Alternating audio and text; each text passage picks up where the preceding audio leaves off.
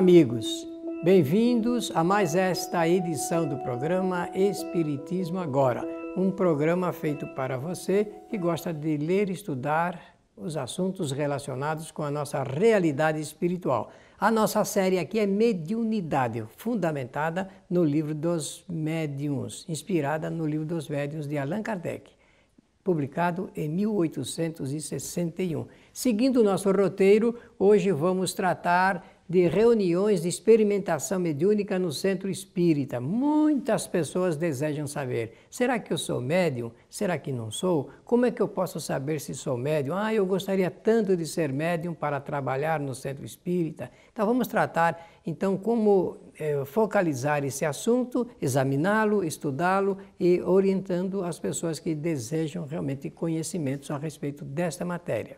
Reuniões de experimentação mediúnica no Centro Espírita. Allan Kardec, quando examinou esse assunto ligado com a mediunidade, percebeu que não existia desde pronto assim uma ideia de saber se uma pessoa era médium ou não. Não é olhando para a pessoa que a gente sabe se ela é médium, ostensivo ou não.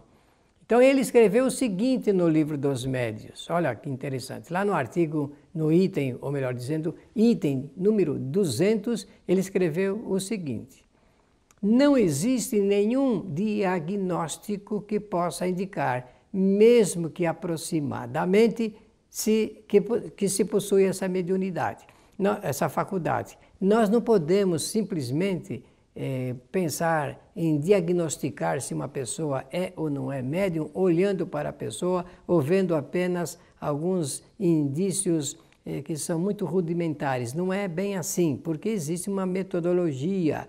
Essa área, Allan Kardec vai dizer lá, quando escreve o Livro dos Médiuns, é uma área que pertence à ciência espírita. Se é ciência, tem que desenvolver uma metodologia para poder fazer as suas experimentações. Então, ele diz, não existe nenhum diagnóstico que possa indicar, mesmo aproximadamente, que se possui esta faculdade. Não há um meio de verificar a sua existência senão através da experimentação. Ora, que todos são médiuns generalizados, nós já sabemos, não é verdade? Agora, o que é que nós queremos saber? Se tal pessoa é uma médium ostensivo. Para saber isso, é preciso experimentar, isto é, fazer experimentação. Por isso que nós introduzimos no nosso roteiro, aqui em nosso programa, esse assunto ligado com a organização, direção e funcionamento das reuniões de experimentações mediúnicas. No Centro Espírita, então, existe o estudo teórico e prático de mediunidade.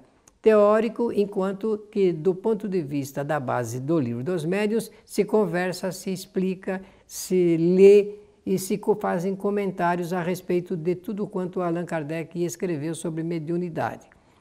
Mas saindo da teoria, precisamos levar para a prática. E o estudo da prática, ele é muito importante também. Então, quando nós realizamos, do ponto de vista prático, o exercício da mediunidade, estamos entrando nesse assunto ligado com sair da teoria e entrar na prática da ciência espírita. Mas Allan Kardec adverte, é sempre necessário primeiro o conhecimento teórico. Jamais devemos fazer experimentação mediúnica com uma pessoa sem passar pela parte teórica primeiro. Tá bem? Ninguém pratica a medicina sem antes ter o conhecimento dos seus fundamentos em todas as suas particularidades. A mesma coisa a advocacia, mesma coisa a educação, no professorado e assim por diante. Qualquer profissão exige sempre um conhecimento teórico primeiro. E quanto mais específica e especializada for, reclama maior conhecimento teórico de aprofundamento. Por isso que nós temos que aprender que, saindo da teoria, temos que, no Centro Espírita, organizar reuniões de experimentação mediúnica. Essa é uma orientação de Allan Kardec e está lá consignado no Livro dos Médiuns. O método adotado por Allan Kardec foi o método da observação, porque A observação pertence à área do roteiro científico, da metodologia científica. E entram aí, no caso do espiritismo, no caso das reuniões de observação mediúnica, 3 agentes: o médium, o espírito comunicante e o próprio dirigente, o experimentador, conforme chamava Allan Kardec. O médium é o intermediário, se for médium, vai ser intermediário. Nesse caso, o melhor é dizer que a pessoa é candidata à experimentação. Nós não sabemos se ela é médium ostensivo. E é exatamente isso que nós vamos saber quando terminarmos a série de experimentações. Aproveito para dizer desde logo que Allan Kardec recomenda entre 8 a 10 reuniões de experimentação para saber se uma pessoa é ou não é médium ostensivo. Então, o candidato, o que vai ser experimentado, a pessoa a ser experimentada, ela está ou elas estão ali numa reunião formada exclusivamente para esta finalidade. Na reunião de experimentação não se faz outra coisa a não ser experimentar, fazer experiências para saber se uma pessoa é ou não é médium ostensivo. Também o espírito comunicante, aquele que vai secundar a experimentação, e o dirigente, que tem que ter conhecimento teórico e o conhecimento prático de como conduzir, fazer fluir essas nuances da reunião de experimentação. As 3 vontades, então, agem durante o processo e podem interferir nos resultados. As 3 vontades quais? A vontade do médium, a vontade do espírito comunicante, bem como a vontade do dirigente, que precisa, tanto quanto possível, se isentar das ligações entre os espíritos e os médiums ou os candidatos, porque ele realmente faz o trabalho apenas de observação.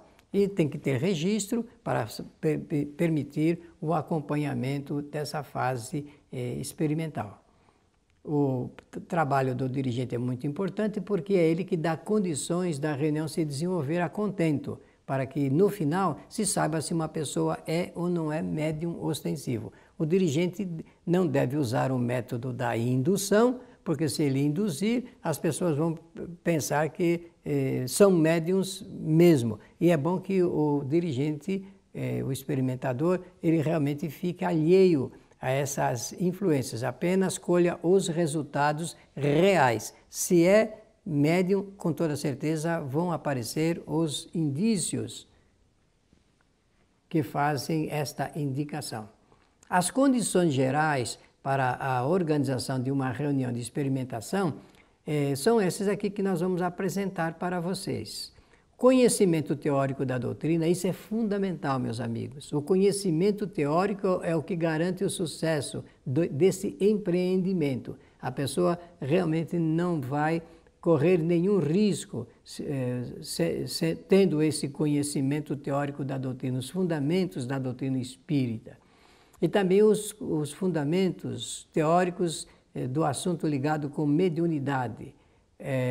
A outra condição geral muito importante é participar de um bom centro espírita, um centro espírita bem organizado, administrativa e doutrinariamente. Administrativamente é aquele que atende aí às leis sociais do país, que está de acordo com todas as leis e a parte regular do ponto de vista da administração, para que as pessoas possam participar realmente de uma entidade coletiva, onde tudo é garantido de acordo com a lei, onde se faça tudo de acordo com a lei, não se faça absolutamente nada que não seja de acordo.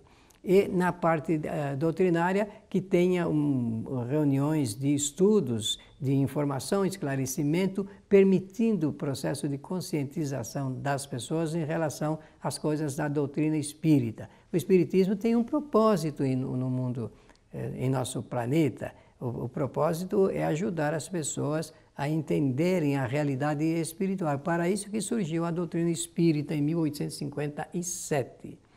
E conhecimento específico de mediunidade. Quanto mais conhecer, e aproveito para dizer que não existe nenhum outro livro que possa melhor explicar sobre esse assunto do que o livro dos médiuns. Nós fazemos sempre questão de esclarecer sobre esse ponto de vista para as pessoas terem um roteiro seguro em sua vida.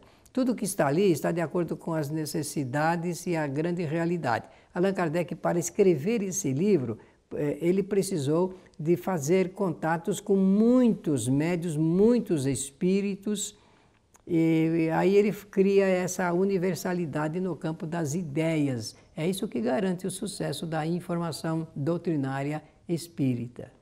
Também faz um indicativo da preparação, isso aqui é muito importante para aqueles que vão organizar esse trabalho, né?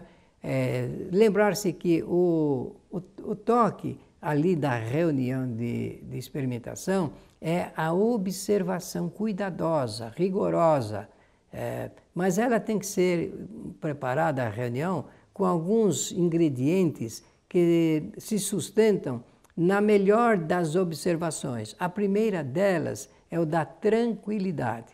A pessoa criar essa possibilidade de tranquilidade na reunião de experimentação. Nenhuma reunião experimental se sustenta, pode se suportar quando ela está no meio tumultuado, tumultuoso, de intranquilidade. Então é preciso primeiro garantir a tranquilidade do ambiente, até mesmo vamos usar uma expressão que ela não é muito adequada, mas ela é importante salientar, a tranquilidade fluídica, que são fluidos equilibrados que nós promovemos através da qualificação com o pensamento. O pensamento age sobre os fluidos e dá aquela qualidade que nós pretendemos. No caso, estamos falando de tranquilidade para que as pessoas possam estar fisicamente postadas, com bem-estar, em segurança, em condições, isentas de muitos barulhos, coisas inconvenientes, coisas que possam intranquilizar, enfim, as criaturas que vão se dispor para a experimentação. Muita paciência, porque a impaciência traz muita essa falta, ansiedade. E a ansiedade, ela dispara tensões nervosas, dispara uma porção de situações que realmente não são favoráveis para uma reunião de experimentação. E a harmonização dos pensamentos. As pessoas ali precisam aprender a criar um elo de simpatia, de amizade, de harmonia no ambiente para que realmente seja adequado àquilo que se pretende, que é saber se as pessoas são ou não médiuns ostensivos. E homogeneidade de sentimentos. Isso é muito importante, porque os sentimentos bons, os sentimentos de fraternidade, de solidariedade, de reciprocidade entre os membros do grupo favorecem mais a esse tipo de reunião para o conhecimento dos indícios ou rudimentos da mediunidade ostensiva. Durante a experimentação, manter a amenidade no ambiente, a agradabilidade do ambiente, ensinar as pessoas a terem boa concentração, atenção em um só ponto durante o tempo necessário, ligação com os espíritos protetores, esse é um fator de importância quase que capital.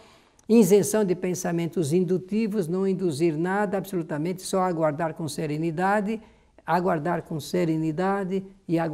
serenidade. Essas são as recomendações fundamentais de Allan Kardec para permitir que as pessoas possam se experimentar e, atendendo a esse propósito, se ali tem alguém que seja médium ostensivo ou não.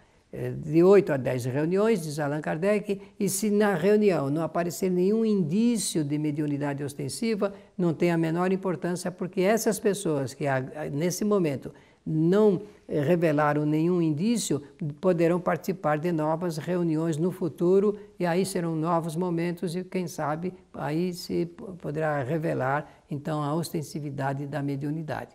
Mas não esquecer que, embora a pessoa não tenha indícios, rudimentos da mediunidade ostensiva, no campo da psicografia, da psicofonia, da vidência ou da audição, isso não tem a menor importância, porque no centro espírita tem muita coisa para ser feito sem ser essa área da prestação de serviço pela mediunidade ostensiva.